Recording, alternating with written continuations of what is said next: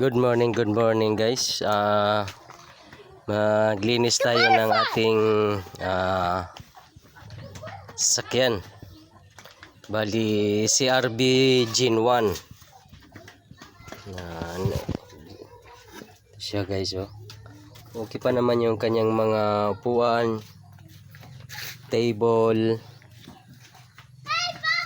Lahat ng ano niya working pa siya, oh.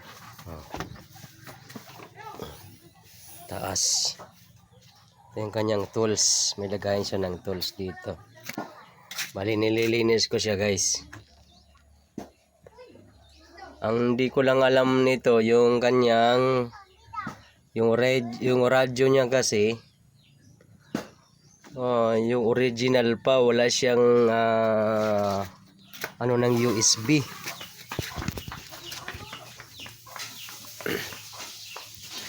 Medyo may mga konting lubog pero dahil talagang ang model niya ay 2000 ay 99.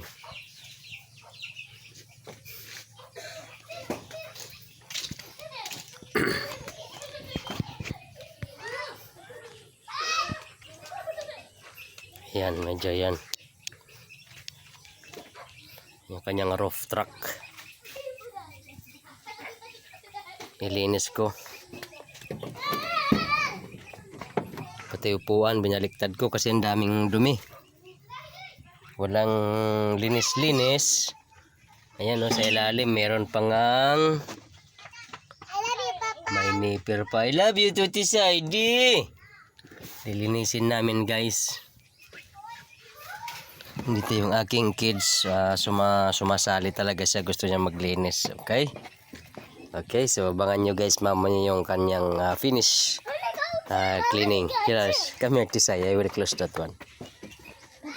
Bugsi, come, I will close that one. No, can I put it back? I will close this one. No, come. Close it. Mom Close. closed it. Yeah, close it. Be careful your finger, ha? Okay. Ayan, okay guys. How can I go inside? Linis-linis muna tayo. May bagong reserba namin. Bali yung reserba pala nakakabit dito 2000 ano pa? 2016. Kaya pinalitan namin ng bago. Hanggang 6 years bago talaga siya. Sana ba yun? 2022 siya gawa. 6 years pa naman daw to eh. Yun nga, expired na din yung gulong na yun eh. Pero sabi ng kuwan, okay pa man daw dahil makapal pa. At pinalitan lang ng hangin. Ginawang nitrogen. Okay, update lang tayo guys. Maya.